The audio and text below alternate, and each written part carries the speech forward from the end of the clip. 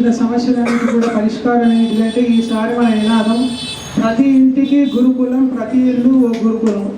ఏంటిదంటే ఈ విషయము, ఇప్పుడు అందరూ దూరం దూరం ఉండేవాళ్ళు ఉన్నారు, వేరే జిల్లాల్లో ఉండేవాళ్ళు ఉన్నారు. గురుకుల విద్య కావాలి, మరి ఇక్కడికి ఉండాలంటే ఇక్కడైతే పిల్లలు హాస్టల్లో ఉండేటట్టు ఉంటుంది, కొందరు ఉండరు, ఉన్నా కానీ నిలవలేరు, ఎన్నో సమస్యలు ఉంటాయి. కాకపోతే ఇంటినే గురుకులంగా మార్చి ఒక విధానం అనేది రూపొందించడం జరిగింది. దానికోసం ఏం చేయడం జరుగుతుంది అంటే, ఇప్పుడు సాధారణంగా పిల్లలందరినీ కూడా నువ్వేమవుతావురా అంటే, ఒక క్షణం డాక్టర్ అవుతానని, ఒక క్షణం ఇంజనీర్ అవుతానని, ఒక క్షణం IAS అవుతానని, ఒక క్షణం ఇంకేదో అని అంటే ఒక స్పష్టత లేని తను. ఒక స్నేహితుడు నాకు ఈ మధ్య కూడా కలిసేసి మా కొడుకు ఈ ఫలానా డిగ్రీ చేశాడు, వాడు ఎందుకు చేస్తున్నాడో నాకు తెలియదు, నేను ఎందుకు చేస్తున్నాడో నాకు తెలియదు, నాకైతే ఇంకా స్పష్టత లేదని. ఇది ప్రతి ఒక్కరి సమస్య.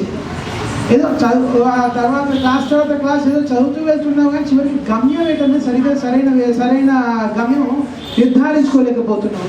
సరే, ముందు జ్ఞానం మేధస్సు అనేది పెరిగితే గమ్యం అనేది ఎక్కడి నుంచి అయినా కానీ మనం ఏర్పాటు చేసుకోవచ్చు. తర్వాత ముందు నడకొస్తే మార్గం తర్వాత సంగతి. నడికే రాని వాడికి మార్గదర్శకం ఏం చేయాలి, వాడిని ఏ మార్గంలో నడిపించాలి.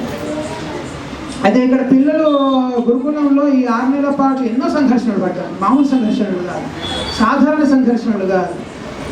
మళ్ళా స్థాయిలో నుంచి ఒక 5వ తరగతి నుంచో 7వ తరగతి నుంచి 8, 9 తరగతి నుంచి ఇలా పిల్లలు వచ్చి చేరడం జరిగింది. చేరిన తర్వాత మా ఊహలు ఎంతో ఉండే, వీళ్ళకి ఇంత ఇద్దాము, అంత ఇద్దాము, ఈ స్థాయికి తీసుకెళ్దాం, ఆ స్థాయికి తీసుకెళ్దాం, ఇంత వేగంగా చెప్దామని. ఎప్పుడైతే నేను చెప్పడం ఆరంభించడం జరిగిందో వాళ్ళకు మార్గదర్శనం చేయడం కాదు, అది పెద్ద క్లాస్ తరగతి పిల్లలకు కూడా తెలుగు రాయలేకపోవడము, సరిగ్గా చదవడానికి రాకపోవడము, ధైర్యం లేకపోవడము, వాళ్ళ మీద వాళ్ళకి విశ్వాసం లేకపోవడము, ఒక ఆత్మనిర్భర భావం కనబడము, ఇటువంటివి ఎన్నో చూడడం జరిగింది. ఒక 3 నెలల పాటు మాకు విద్యార్థుల పట్టు దొరకాలంటే కష్టమైపోయింది. ఏంది, ఎవరితో ఎలా నడుచుకోవాలి, ఎవరు ఏ రకంగా తీసుకెళ్ళాలి. దాని తర్వాత నాకు తెలిసింది ఏంటిదంటే, దర్శకత్వం కాదు, ముందు వీళ్ళకి నడక నేర్పించాలి. నడవడం నేర్చిన వాడు తర్వాత మార్గం వాడు ఎక్కడో వెతుక్కుంటాడు. నడికే రాని వాడికి ఎంతగానో మోసుకొని వెళ్తామో. ఇక 3 నెలల తర్వాత నడక నేర్పించడం మొదలైంది. ఇప్పుడు నడవడం నేర్చుకుని కొంచెం పరిగెత్తే స్థాయికి పిల్లలు రావడం జరిగింది. దానికి ఇంకా చాలా ఉన్నాయి ప్రదర్శనలు. ఇచ్చుకుంటూ అంటే మనకి ఇంకో 2 గంటలైనా ఉడవవు. అమృత దగ్గర నుంచి వీళ్ళంతా ఒకటో స్థాయి పిల్లలు అన్నట్టు. బయట లెక్క ప్రకారం ఇక్కడ మన గురుకులంలో 1, 2, 3 తరగతులు ఏం లేవండి. ఎందుకంటే ఒకటో తరగతి బయట లెక్క ప్రకారం అటువంటి అమ్మాయి, అటువంటి అబ్బాయి 10వ తరగతి విషయాలను కూడా చెబుతున్నారు అంటే అది ఒక్కటి మాత్రం చెప్పడం కాదు, అన్నం ఉడికిందో చెప్పడానికి ఒక మెతుకు పట్టుకున్నట్టు కొన్ని మాత్రమే ముందు చెప్పడం జరిగింది. ఈ నాట్య ప్రదర్శన దేనికోసం అంటే, మన గురుకుల విద్యాలయంలో ఆడపిల్లలకు నాట్య తరగతులు కూడా ఉంటాయని చెప్పడానికి అది ఒక ప్రదర్శన ఇప్పించడం జరిగింది. ఇది సంగతి. మరి వాడు ఇంజనీరింగ్ కావాలనుకున్నాడు. సరే, ఇంజనీరింగ్ తర్వాత సంగతి. ఇంజనీరింగ్ కావాల్సిన విషయ వస్తువు వాడి మెదడులో ఉండాలి. డాక్టర్ కావాలి, దానికి కావాల్సిన విషయ వస్తువు వాడి మెదడులో ఉండాలి. వాడికి IAS కావాలి, సివిల్స్కి వెళ్ళాలనుకున్నాడు, గ్రూప్స్లోకి వెళ్ళాలనుకుంటున్నాడు, ఆ విషయ వస్తువు అనేది వాడి మెదడులో ఉండాలి. మరి కేవలము బయట అందించినట్టు ఏదో క్లాస్ చెప్పినట్టు అవగాహన కల్పించడం కాదు. విద్య అంటే అవగాహన కాదు, విద్య అంటే నేర్పించడం. నేర్పిస్తేనే వస్తుంది. చిన్నపిల్లలకు నేర్పిస్తేనే ABCDలు వచ్చినాయి, కానీ టీచర్ ఎక్స్ప్లెయిన్ చేస్తే రాలేదు. మీరు ఒక్కసారి ఆలోచించండి. ఆ చిన్నపిల్లలకు, ప్రాథమిక స్థాయి పిల్లలకు టీచర్ దగ్గర ఉండి A ఫర్ యాపిల్, ఆ అంటే అమ్మ, ఆ అంటే ఆవు, వాళ్ళు నేర్చుకునేంత వరకు ఈమె కూడా ఉపాధ్యాయులు ఎందుకంటాము, వాళ్ళతో పాటు మళ్ళీ అధ్యయనం చేస్తుంది కాబట్టి ఉపాధ్యాయురాలు అంటాము. అంటే వాళ్ళకి వచ్చేంత వరకు ఈమె కూడా చదువుతూ ఉంటుంది. కానీ ఆ తరగతులు పెద్దగైన తర్వాత ఎటువంటి భావజాలం, ఎటువంటి వాతావరణం ఏర్పడుతుందంటే, ఇంత పెద్దోడు వేయడానికి ఏ మాత్రం అర్థం కాదా, ఇంత పెద్దోడు వేయడానికి ఏ మాత్రం నువ్వు చదవలేవా, ఈ మాత్రం రాయలేవా అంటే నేర్పించడం తగ్గిపోయి కేవలం అవగాహన కల్పించడం వరకే పరిమితమైంది. విద్య అనేది అవగాహన కల్పించడం కాదు, అవగాహన ప్రాథమిక స్థాయి, నేర్పించడం అనేది జరగాలి. ఆ నేర్పించడానికి ఇప్పుడు మనం రూపొందించినవి ఏమిటి అంటే అభ్యాస పుస్తకాలు, అభ్యాస ప్రతులు గురుకుల విద్యాలయం నుంచి. అంటే దీనికోసం మరి తల్లిదండ్రులు ఏం చేయాలి, దీనికి ఇక్కడ గురుకులానికి వచ్చిన వాళ్ళైతే పర్వాలేదు. ఈ సంవత్సరము ఈ అధికారిక ప్రకటన చేస్తున్నాను. ఈ సంవత్సరం 10 ప్రవేశాలు నేను తీసుకోవడం జరుగుతుంది గురుకులంలో. కొత్త విద్యా సంవత్సరం ఉగాది నుంచి మొదలవుతుంది. ఇది ప్రవేశాల ప్రక్రియ అనేది నేను ఇవాళ ప్రకటించాను కాబట్టి రేపటి నుంచి మొదలవుతుంది. 10 మందిని మాత్రమే తీసుకోవడం జరుగుతుంది. దానికి పరీక్షలు అనేవి ఉంటాయి. ఇంట్లో తల్లిదండ్రుల భాషా తీరు ఎలా ఉందో, వాళ్ళు నడుచుకునే తీరు ఎలా ఉంది, ఇట్లా కొన్ని విషయాల్లో మేము పరీక్ష పెట్టే తీసుకోవడం జరుగుతుంది. కాబట్టి మన మంచి విద్యార్థులు కావాలి. అందులో ఈ రకంగా ఇంకా రాని వాళ్ళు, ఇక్కడికి గురుకులానికి రాని వాళ్ళు ఎవరైతే ఉంటారో ఇంటినే గురుకులం చేసుకోవచ్చు. వారి కోసం ప్రతి ఆదివారం కూడా ఆదివారం గురుకులం అని ఏర్పాటు చేయడం జరుగుతుంది. ఆదివారం వచ్చేసి ఏంటిది, ప్రతులు ఏంటివి, వాళ్ళు అభ్యాసం చేస్తే చాలు, వాళ్ళు యంత్రాల్లో రాస్తే చాలు, చెప్తున్నాండి, వాళ్ళు యంత్రాల్లో రాసుకుంటూ వెళ్ళినా చాలు. ఆ రకంగా రూపొందించిన పుస్తకాలు. ఇందులో మనకు కావాల్సిన భగవద్గీత ఒక్కొక్క అధ్యాయం వాడు ఈ శ్లోకం నేర్చుకోవాలి. 700 శ్లోకాలు మన పిల్లవాడికి రావాలి. 700 శ్లోకాలు రావాలంటే మరి నేర్పించుకోవడం కూర్చోడం ఒకటైతే మరి వాడు కూడా కొంచెం సాధన చేయాలి. మరి దానికి లేఖన సాధన కావాలి. ఏదైతే చదువుకున్నాడో భగవద్గీత చాలా మంది నేర్చుకుంటారు. సాయంత్రం పూట వెళ్ళి ఒక టీచర్ దగ్గర ఒక గంట సేపు వారానికి 2 క్లాసులు 3 క్లాసులు నేర్చుకుని వస్తారని భగవద్గీత ఎంతమంది రాస్తారు? ఒకరుగా భగవద్గీత మనం అది నేర్చుకున్న అక్షరం రాస్తే ఆ మనసులో ముద్రించుకుపోతుంది కదా. ఆ పాఠ్య పుస్తకమే పరమావధి. అంటే అక్కడ ఏదో తెలంగాణ వాడు ఎవడో ఎస్సీఆర్టీ వాడు ఏ పాఠ్య పుస్తకం రూపొందించాడో అంతకన్నా విద్య కాదు. అది టెక్స్ట్ బుక్ దాటి మనకు ఇంకో విషయం తెలియకూడదు. ఏమి తెలిస్తే ఇటువంటి వేదికలు ఏమైనా ఏర్పాటు ఉన్నట్టయితే అక్కడ మావాడు ఇంత ప్రదర్శించాడు అంత ప్రదర్శించాడు అని చెప్పుకోవడమే కానివ్వండి, ఒక బహుమానం కోసమే మన ప్రదర్శనలు చేయడమే కానివ్వండి, మనలో ఆత్మ ధృవీకరణ కోసం అనేది విద్య అనేది కాకుండా పోయింది. విద్య ఎందుకు కావాలి, పోటీ అనేది ఎందుకు అంటే ఆత్మ సదృఢీకరణ కోసము విద్య అనేది కావాలి. కానీ ఆత్మ బలహీనం అవుతుంది, నిర్బలం అవుతుంది. మరి అటువంటి ఆత్మను సదృఢీకరణ చెయ్యాలి అంటే విద్యా విధానంలో మార్పు రావాలి. అందులో మొదటి ఇంకా అందులో పెద్దవాళ్ళు కూడా చాలా మందికి ఇటువంటి విద్యా విధానం ఉంటే మేము కూడా ఉండే గురుకులంలో చాలా మంది నా దగ్గర వ్యక్తపరచడం జరిగింది. మాకు కూడా ఏమైనా అవకాశం ఉంటుందా? పెద్దవాళ్ళు కూడా మాకు సంస్కృతం నేర్చుకోవాలని ఉన్నది, మరి మాకు అవకాశం ఉంటుంది. అవకాశం నేను ఇస్తా, వినియోగించుకుంటారా? సమస్య అది వినియోగించుకోవాలి. ఎందుకు? వాళ్ళు కూడా బాధ్యత. దానికోసం ఈ అభ్యాస పుస్తకాలు సంస్కృత సుభాషితాలు, ఈ పుస్తకం ఈ రకంగా ఉంటుంది. పుస్తకము ఒక శ్లోకం ఇవ్వడం జరుగుతుంది, వాడికి నోటికి వచ్చేందుకు ఇక్కడ పెట్టడం జరుగుతుంది. చెప్పిన తర్వాత వాడు అభ్యాసం చేయడం జరుగుతుంది. అక్కడ పఠనాభ్యాసం జరుగుతుంది, లేఖనాభ్యాసం జరుగుతుంది. ఇది సంస్కృత సుభాషితాలు. ఈ రకంగా ప్రపంచ పదులు డాక్టర్ సి నారాయణ రెడ్డి గారి సాహిత్యం. ఇందులో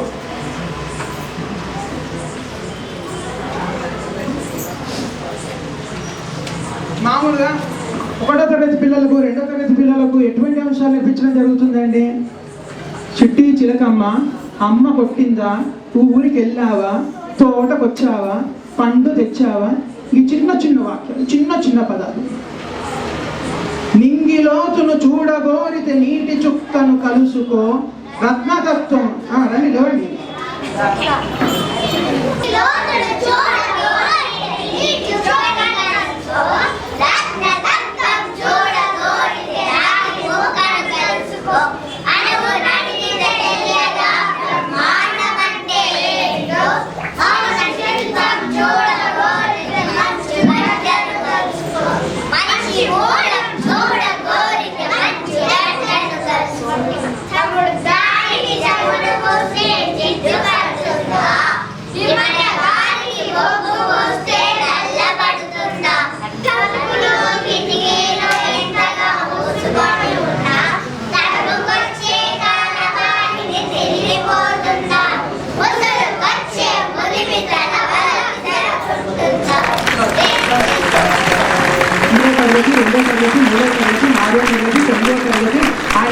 తరగతులు లేవు అంటే జానీ ఎస్పాపలో వీళ్ళ మేధస్సు ఏమీ లేదు. పిల్లల మేధస్సు చాలా అద్భుతంగానే ఉన్నది, చాలా హెచ్చు స్థాయిలో ఉన్నది. మనం అవకాశం ఇవ్వట్లేదు వాళ్ళకి. అని సి నారాయణ రెడ్డి ప్రపంచ పదుల నుంచి తీసుకున్న సాహిత్యం ఇది. ఆ రకంగానే శతశ్లోకి రామాయణం ఆవిష్కరించాల్సిందిగా నాన్న కోరుతున్నాను. శతశ్లోకి రామాయణం 100 శ్లోకాల రామాయణం. మరి 100 శ్లోకాల రామాయణం రావాలి, మహాభారతంగా అనుకుంటూనే ఉంటాం. మార్గం అనేది ఈ రకంగా ఉన్నది. లేఖనాభ్యాసం పఠనాభ్యాసం 2 జరుగుతాయి. కేవలం తెలుగు ఇటువంటివి జరుగుతాయి. ఇంగ్లీషు జరుగుతుంది, కెమిస్ట్రీ జరుగుతుంది. దానికోసం తెలుగు కెమిస్ట్రీ అభ్యాస పుస్తకం కూడా, ఎలిమెంట్స్, కాంపౌండ్స్ అండ్ మిక్స్చర్స్. ఇది ఇంగ్లీష్లోనే ఉన్నదండి. ఇక్కడ వాళ్ళు తెలుగు మీడియం ఏమీ కాదు, ఇంగ్లీష్లోనూ అనర్గళంగా దంచేస్తారు ఇక్కడ పిల్లలు. ఇప్పుడు ఒక పరీక్షించాలి. What are substances majorly classified into?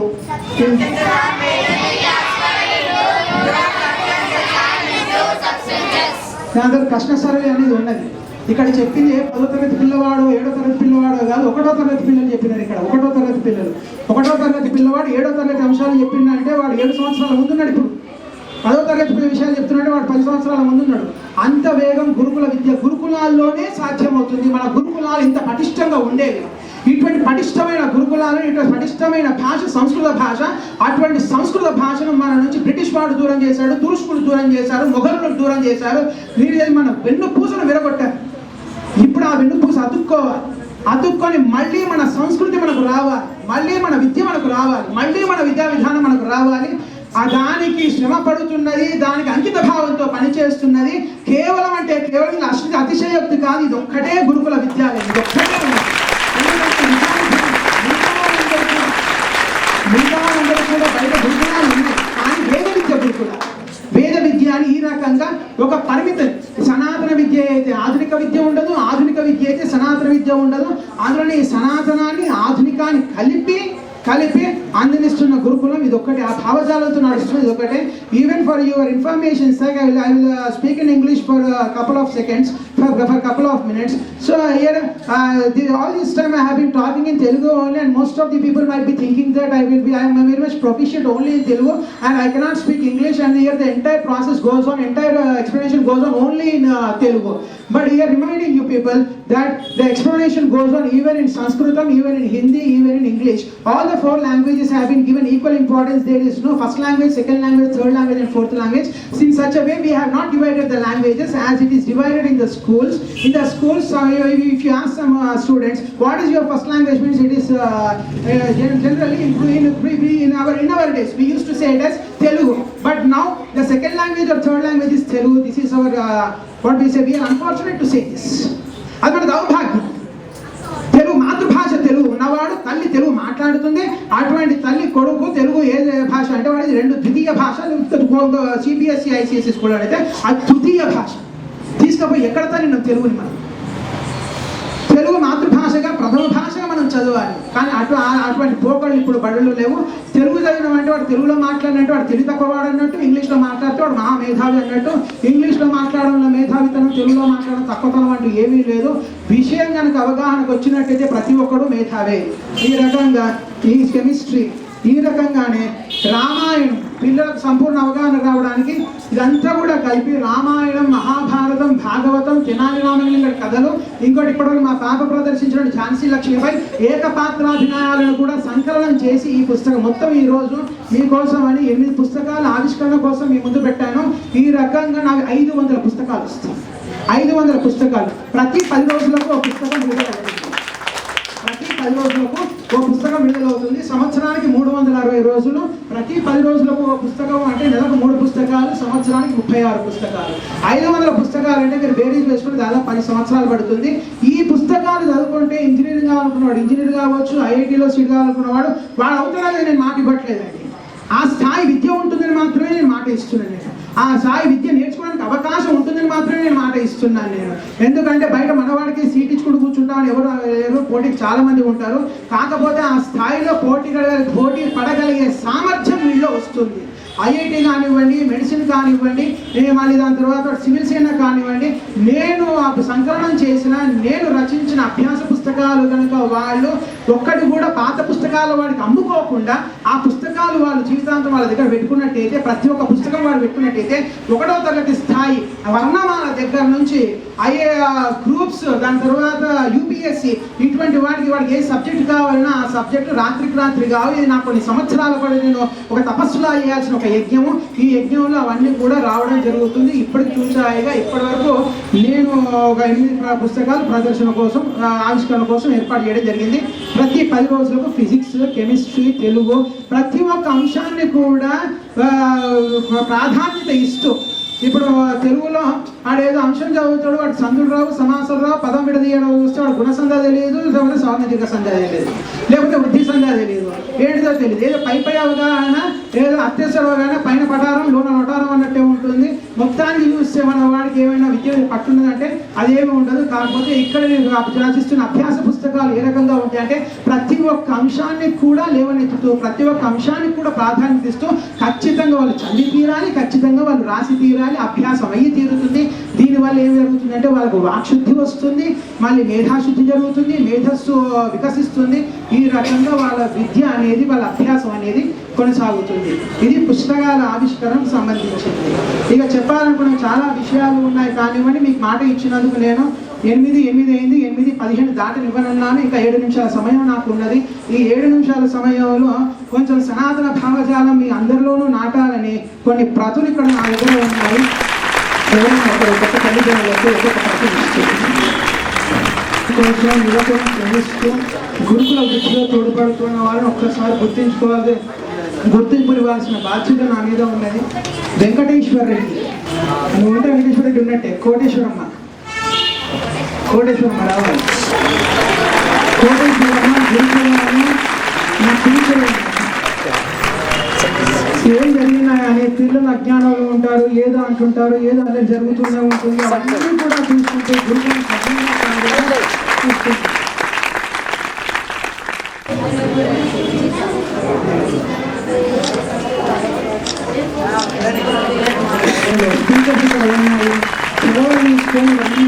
ఏర్పాటు చేసింది. మళ్ళీ ఎవరికైనా మనిషి ఒక కుడి చేయి ఉంటుంది, మా అంటే ఒక వ్యక్తి ఒక కుడి చేయి వాడతారు. నాకున్నది ఒక కుడి చేయి, కానీ ఈ చేతి 4 కుడి చేతులు ఉన్నాయి. కుడి చేతులు నా రెండో కుడి చేయి సురేష్ గారు.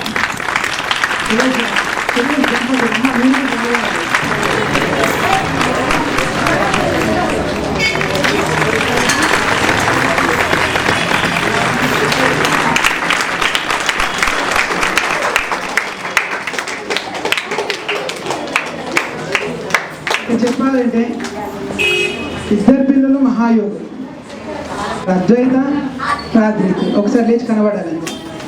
నోరు వేస్తే ఆధ్యాత్మిక ముత్యాలే రాలుతాయి వీళ్ళిద్దరి నుంచి.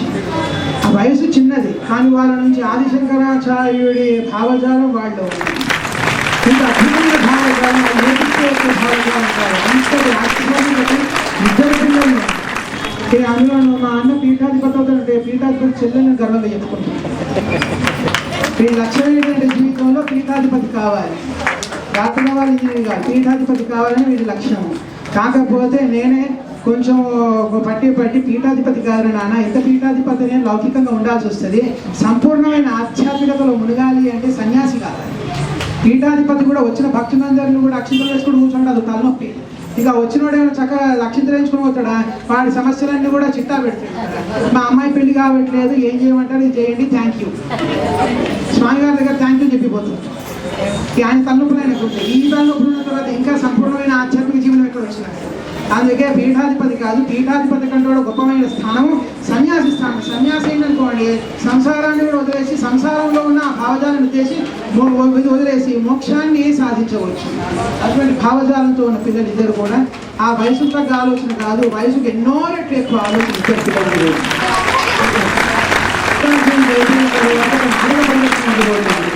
మధ్యమ వ్యాయోగం అని మహాభారతంలోని ఒక ఘట్టం. మహాభారతంలో ఘటోత్కచుడి ఘట్టం అది.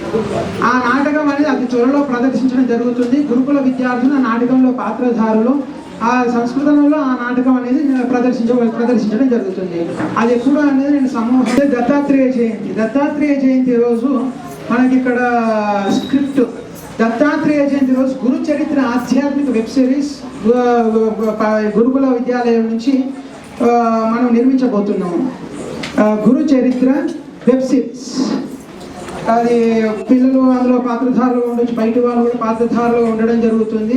వాళ్ళతో ఒక గురు చరిత్ర వెబ్ సిరీస్ అనేది రూపొందించడం జరుగుతుంది. దానికి ఇప్పుడు ఈ రంగస్థల కళలు ప్రతి శని ఆదివారాలు జరుగుతుంది. ఆ రంగస్థల కళల్లో శిక్షణ ఇస్తున్నది రమేష్ కిషన్ గౌడ్.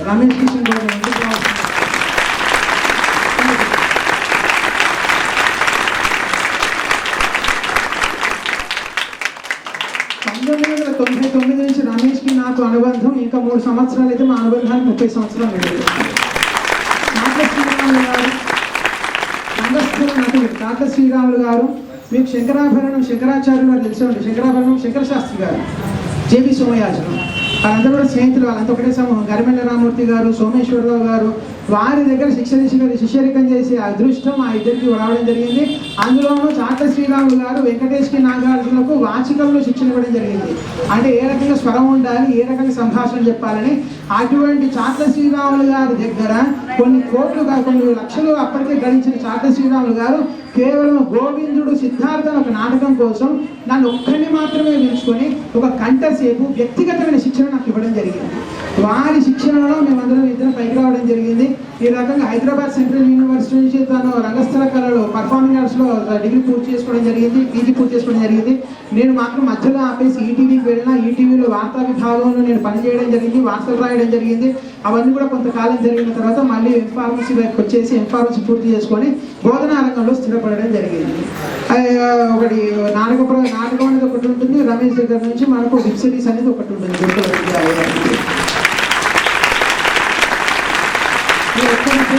తెలుసుకోవాలి, వారికి ఎంతో రుణపడి ఉన్నాను. ఇక్కడ ఏ కార్యమైనా కానీ, శ్రీరామనవమైనా కానివ్వండి, ఇట్లా గీతా జయంతి అయినా కానీ, పోయినసారి గీతా జయంతి అయితే చాలా అద్భుతంగా జరిగింది. ప్రసాదం పెట్టండి అంటే మొత్తం భోజనం పెట్టే మనస్తత్వం వారిది, తీర్థం ఇవ్వండి అంటే మొత్తం బావినే ఇచ్చేసే మనస్తత్వం వారిది. వారు ప్రతి ఒక్క ఏ కార్యమైనా కానీ ఆ రుచి నోట్లో పడింది, ఆ కార్యానికి ఒక సంపూర్ణత్వం అనేది రాదు. మాకు ఇది ఇక్కడ లోటు వచ్చింది అన్న భావన రాకుండా, అమ్మ ఇది చాలు ఇంకా మేము తినలేమన్న స్థాయిలో మాకు ప్రతి సంవత్సరం కూడా శ్రీరామనవమికి అవసరమైనప్పుడు, మళ్ళీ దాంట్లో ఇటువంటి కార్యక్రమాలు పెట్టుకున్నప్పుడు, పోయిన గీతా జయంతి కూడా వారి రుచులతో మమ్మల్ని ఆనందింపజేస్తున్నారు వైష్ణవి ప్రసాద్ గారు. ఒక్కసారి వారి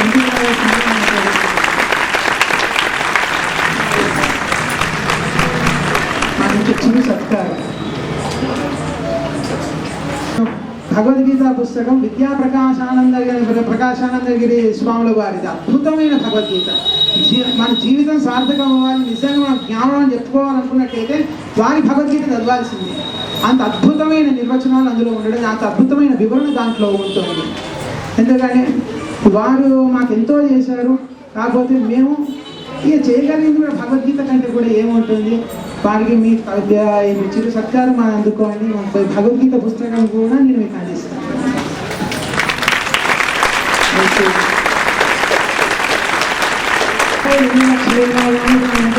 ఉండాల్సిందే. ఆ ఎన్ని లక్షల మొబైల్ పెట్టినా కానీ బ్యాటరీ సరిగ్గా పనిచేయలేదు అనుకోండి, మొబైల్ పనిలోకి రానే రాదు అది. కాబట్టి ఆనాటి ఆ యుగంలో రాముడు త్రేతాయుగమా ద్వాపరయుగమా మర్చిపోయినా,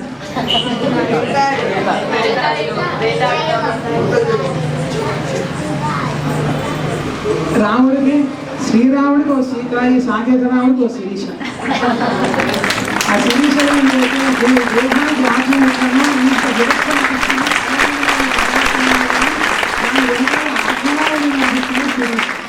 శిరీష లేకపోతే మాత్రం వాస్తవానికి ఆత్మ లేకపోతే శరీరం ఒక్క అంగుళం ఏ రకంగా జరగలేదో ఇంత విజయం సాధించాలి. ఈరోజు ఇంతమంది ఇక్కడ కదిలి వచ్చారు అంటే ఇది చిన్న విషయం కాదు.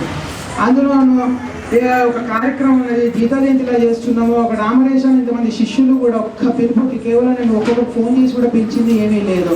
ఒక్కసారి ఈ రకంగా తెలపడంతో ఇంతమంది శిష్యులు కూడా ఇక్కడ రావడం జరిగింది. అంటే గురుస్థానాన్ని వాళ్ళు ఎంత బాగా నిలబెట్టారో నా శిష్యులను చూస్తే ఈరోజు నాకు చాలా గర్వంగా ఉన్నది. అంటే గురుస్థానాన్ని శిష్యులు గురువులు చేస్తే ఆ గురువు నిలబెట్టే శిష్యులు నిలబెట్టడం జరుగుతుంది. పరశురాముడైనా ద్రోణాచార్యుడైనా ఈరోజు గురువులుగా మనకు తెలుస్తున్నారంటే శిష్యులు ఉన్నారు కాబట్టి. శిష్యులే గురువు ఎవరు, గురువుకు గుర్తింపు ఎక్కడ ఉన్నది.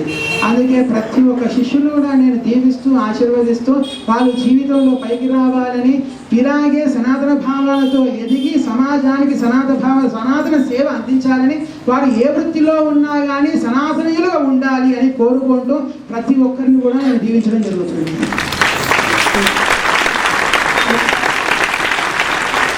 ఒక్క క్షణం శిరీష మాట్లాడుతున్నట్టు ఎక్కువ మాట్లాడేక తక్కువ ఎందుకు వినండి మీరు. జై శ్రీరామ, జై శ్రీకృష్ణ. అందరూ బాగున్నారా? ఏం లేదు, మా పిల్లలందరికీ పెద్ద చెప్పండి.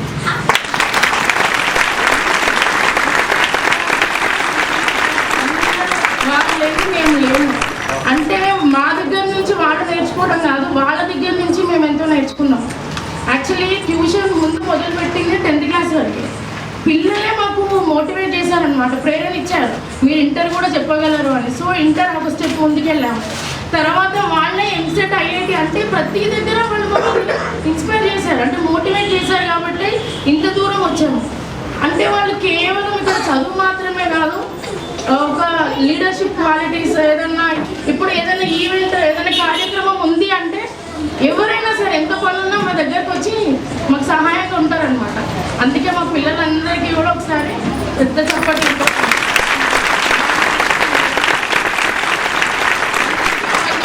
పాత విద్యార్థులకి కొత్త విద్యార్థులకి గురుకులం విద్యార్థులందరికీ కూడా విద్యార్థులు కాదు పిల్లలు వాళ్ళు మాకు విద్యార్థులు అంటే వేరు చేసినట్టు అవుతుంది. వాళ్ళందరూ మా పిల్లలు. అందరికీ ఆల్ ది బెస్ట్.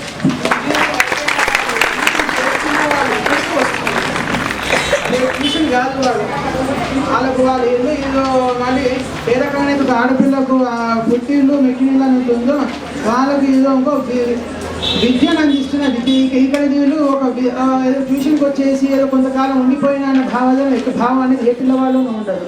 ఇప్పుడు అక్కడ ఇంజనీరింగ్ చేస్తున్న పిల్లలు కూడా వెనకాల కూర్చొని ఒకసారి లేస్తే వాళ్ళకి కనబడతారు. అక్కడ ఇంజనీరింగ్ అయిపోయినా చేస్తున్నారు. ఇవన్నీ కూడా ఇంజనీరింగ్ చేయడం జరుగుతుంది. మళ్ళీ ఇంకొక సాహితీకరణము ఇది మాసపత్రిక. ఇది దాదాపు 4 సంవత్సరాల నుంచి నేను భగవద్గీతకు సంబంధించి ప్రతి గీతా జయంతి రోజు భగవద్గీతకు సంబంధించిన నేను రాసిన అంశం ఇందులో ప్రచురింపబడుతూ ఉంది. దానికి సంబంధించిన ప్రతి మీ అందరికీ చేరే ఉంటుంది. వాటికి అంటే భగవద్గీత ఆధునిక జీవన శైలిలో భగవద్గీత ద్వారా మార్చుకోగలిగిన 6 అంశాలని నేను అందులో పొందుపరచడం జరిగింది. అందులో భగవద్గీత సారాంశం అంటే 3 శ్లోకాలు. ఆ 3 శ్లోకాలు కూడా నేను అందులో పొందుపరచడం జరిగింది. అయితే దీనిలో ఈ మాసపత్రికలో ఈ శీర్షిక రావడానికి ఈ భగవద్గీత అంశం రావడానికి 4 సంవత్సరాల నుంచి ప్రతి గీతాజనికి వారే ఇక్కడికి వస్తూ ఈ రకంగా చొరవ చూపెట్టి ప్రతిసారి వ్యాసం తీసుకుని ఆ వ్యాసం ప్రచురించే బాధ్యత తీసుకుంటున్నారు రామచంద్రమూర్తి గారు. ప్రతిసారి వేసుకున్నారు.